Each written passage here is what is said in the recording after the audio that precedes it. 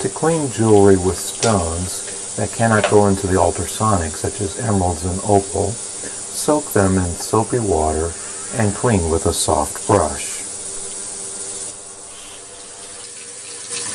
Holding the jewelry under running water will help remove the debris from the jewelry.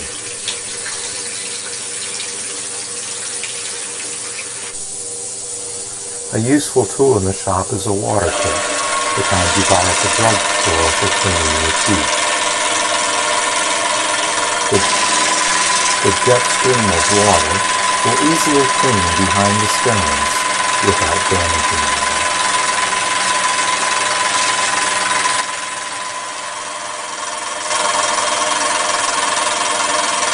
To keep water from spraying around the shop, cup your hand around the jewelry.